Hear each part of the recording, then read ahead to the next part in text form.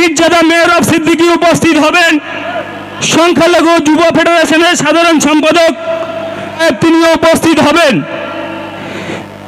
আমি দাদার মতো আমার অত্যন্ত কাছের মানুষ আবু তয়েব দা, তার সঙ্গে সঙ্গে আমাদের এই স্টেজে বিভিন্ন মসজিদের ইমাম সাহেব, বিভিন্ন মাদ্রাসার শিক্ষক, আমাদের গুরুজন, আমাদের অভিভাবক যারা বসে আছেন, সবাইকে আমি সংগ্রামী অভিনন্দন জানাই এবং আমি নতমস্তকে সালাম প্রণাম জানাচ্ছি। তার সঙ্গে সঙ্গে আমাদের স্টেজের সামনে আমাদের পিতৃতুল্য বাবার মতো আমার সমবয়সী বন্ধু, আমার ভাই, আমার মাতৃসম মায়েরা, আমার দিদিরা, বোনেরা, যারা আজকের এই ওয়াকফ আইন, যে কালো আইনের বিরুদ্ধে প্রতিবাদ জানাতে এসেছেন, সবাইকে আমি আমার অন্তর থেকে অনেক অনেক ভালোবাসা, শুভেচ্ছা জানাই। আমি আমার বক্তব্য শুরু করার আগেই বলি, আমাদের একদম ঠিক মঞ্চের সামনে যে সমস্ত আমাদের ভাইয়েরা আছে, ভলেন্টিয়ার্স, এবং আমাদের হাটপুকুরিয়া অঞ্চলের যে সমস্ত সিভিক ভাইয়েরা আছে, ক্যানিং থানার পুলিশ প্রশাসনের পক্ষ থেকে যে সমস্ত অফিসাররা এসছেন, আমি আপনাদেরকে অনুরোধ করছি দয়া করে রাস্তাটা ক্লিয়ার রাখবেন। কারণ আমরা সম্মেলন করব, মিটিং করব, মিছিল করব, কোনো মানুষকে আমরা সময় নষ্ট করতে দেব না। আমাদের জন্য কোনো মানুষের ক্ষতি হোক, সেটা আমরা চাই না। আমরা সব সময় বরাবরই ছোট থেকে হিন্দু মুসলিম ভাই ভাইয়ের মতো বড় হয়েছি। আজকে আমার বয়স 30 বছর। আমি আমার এই জীবনে 30 বছর বয়স পর্যন্ত কোনোদিন দেখিনি যে হাটপুকুরিয়া অঞ্চলের মধ্যে এরকম একটা মিটিং হতে। কিন্তু কেন্দ্রের অপদার্থ বিজেপির সরকার, সেই টাকলার সরকার, সেই গদ্দার আমাদেরকে বাধ্য করলো আজকে এই মিটিংটা করবার জন্য। আমরা আপনাদেরকে মনে করিয়ে দিতে চাই, যদি আপনারা মনে করেন যে ভারতবর্ষের পার্লামেন্টে বিজেপি সাংসদের সংখ্যা অনেক বেশি, আমরা যে বিল মনে করব পাশ করাবো এবং তার পরের দিন সেই বিলটাকে আমরা আইনে পরিণত করব, সেটা আপনাদের ভুল ভাবনা। আপনারা মূর্খের স্বর্গে বাস করছেন। তার জলজান্ত প্রমাণ আপনারা দেখেছেন। পাঞ্জাবের কৃষি বিল, তারা মাত্র 2% ছিল। তাদের আন্দোলনের জোর, তাদের মনের জোর এতটাই ছিল, শেষ পর্যন্ত কিন্তু সেই 2%-এর কাছে কেন্দ্রের বিজেপি সরকার হাঁটতে বাধ্য হয়েছে এবং সেই কৃষি বিল প্রত্যাহার করতে বাধ্য হয়েছে। তাই আমি আপনাদের কাছে বলবো, আপনারা সবাই শুভবুদ্ধি সম্পন্ন মানুষ। আপনারা যখন যেখানে ডাকবেন আমরা সেখানে আপনাদের পাশে গিয়ে উপস্থিত হব। শুধু আপনারা ভাববেন, কেন্দ্রে যে বিজেপি সরকারটা চলছে তাদের কাছে কিন্তু টাকার কোনো অভাব নেই, তাদের হাতে এজেন্সির কোনো অভাব নেই। তারা বিভিন্ন মিডিয়া টাকা দিয়ে কিনে রেখেছে। আপনারা যে শান্তিপূর্ণ আন্দোলন করতে যাবেন, তারা ঠান্ডা এসি ঘরের মধ্যে বসে পরিকল্পনা করছে কিভাবে এই মিটিংয়ের মুডটাকে চেঞ্জ করিয়ে দেওয়া যায়। সেই ফাঁদে কিন্তু আমরা পা দেব না। আমার পূর্ববর্তী বক্তারা যে কথা বলেছে আমি একই কথা বলছি। আমাদের মিটিং, আন্দোলন সব কিছুই হবে, কিন্তু কেউ যদি আমাদের মিটিংয়ের মোটিভটাকে চেঞ্জ করতে চায়, আমরা সেই মোটিভে পা দেব না।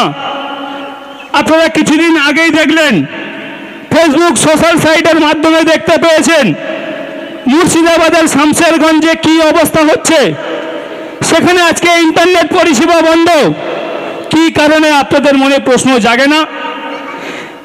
সেখানে কিন্তু আমরা আজকে হাটপুকুরিয়া পনেরমুখ বাজারে যে মিটিংটা করছি, এই রকমভাবে আমাদের মুসলিম ভাইয়েরা একইভাবে একটা মিটিং করছিল, মিছিল করছিল, রাস্তা দিয়ে যাচ্ছিল। সেখানে কেন্দ্রের অপদার্থ বিজেপির সরকার, তাদের কিছু চামচা আছে, সেই চামচাগুলোকে টাকা দিয়ে তাদের পরিকল্পনা মাফিক সেই মিটিংয়ের মধ্যে ঢুকিয়ে দিয়েছে। একটা বিশৃঙ্খলার পরিবেশ তৈরি করে মিটিংয়ের মোটিভটাকে চেঞ্জ করতে চেয়েছে। আপনারা সেই খপ্পরে কোনোদিন পা দিতে যাবেন না। আমরা আপনাদের সঙ্গে আছি। আমাদের হাটপুকুরিয়া অঞ্চলের মানুষ সবাই আপনাদের সঙ্গে আছে।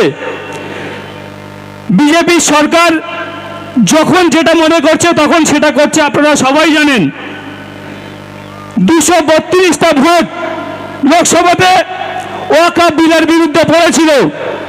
তার মধ্যে মুসলিম সাংসদের সংখ্যা কত ছিল? মাত্র 40, হাতে গোনার মতো।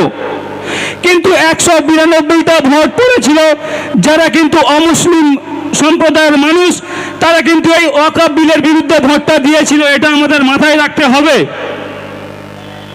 তৃণমূল কংগ্রেসের একজন সাংসদ তিনি কিন্তু এই ওয়াকফ বিলের বিরুদ্ধে ভারতবর্ষের সর্বোচ্চ আদালত সুপ্রিম কোর্টে মামলা করেছেন, মহুয়া মৈত্র।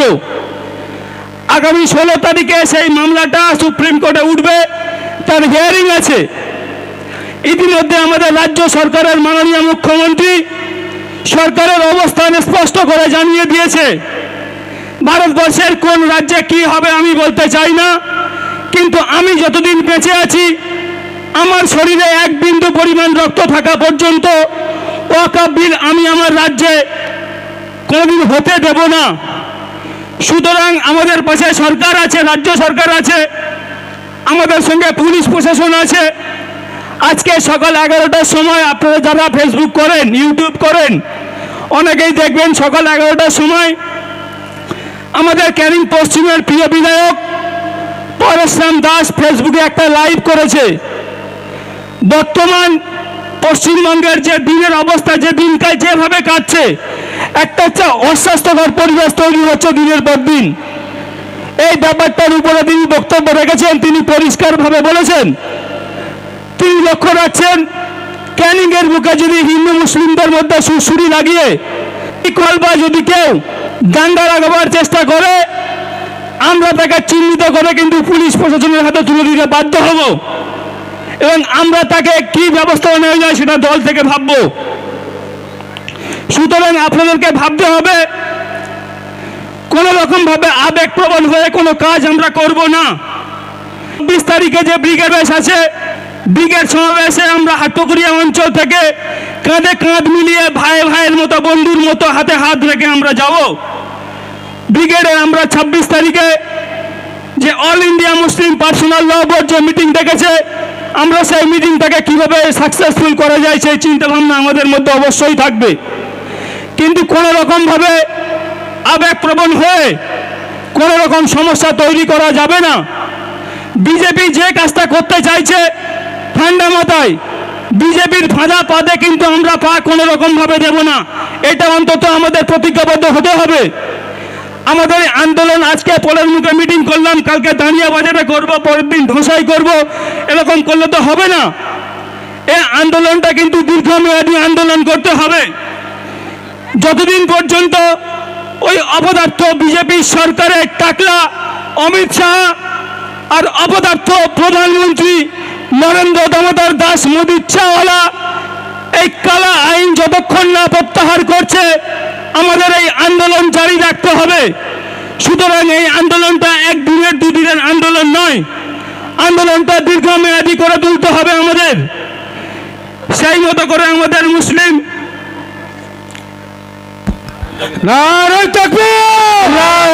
আমাদের যাদের অপেক্ষায় আমরা আছি ওনারা উপস্থিত হয়েছেন, একবার আরো জোরে তাকবীর, নারায়ে তাকবীর, আল্লাহু আকবার।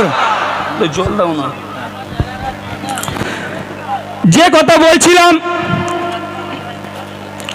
আজকে আমাদের এই মঞ্চে আপনারা সবাই জানেন অনেক গণ্যমান্য ব্যক্তিরা উপস্থিত হবেন। বিশিষ্ট আইনজীবী মোফাক্কেরুল ইসলাম তিনিও উপস্থিত হবেন, পীরজাদা মেহরাব সিদ্দিকী উপস্থিত হবেন, সংখ্যালঘু যুব ফেডারেশনের সাধারণ সম্পাদক কামরুজ্জামান সাহেব তিনিও উপস্থিত হবেন। আমি তাই আপনাদেরকে বলতে চাই যে এই আন্দোলনটা শুধু যে আমরা ক্যানিং 1 নম্বর ব্লকের হাটপুকুরিয়া বাজারে করছি তা নয়। এই একই আন্দোলন, একই মিটিং, একই মিছিল সারা রাজ্য জুড়ে প্রত্যেকটা জায়গায় হচ্ছে, সারা ভারতবর্ষ জুড়ে হচ্ছে।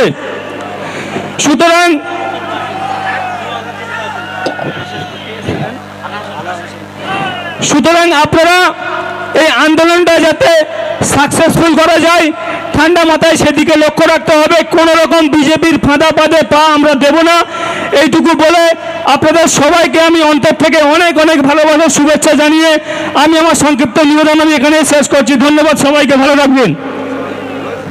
ধন্যবাদ ভাই রাকিবুলকে, তিনি মূল্যবান বক্তব্য আমাদের মধ্যে উপস্থিত হয়েছেন। আমাদের আকাঙ্ক্ষিত বক্তা মাওলানা আনোয়ার হোসেন কাসেমি সাহেব, কর্ণধার আল মানার মিশন। সাথে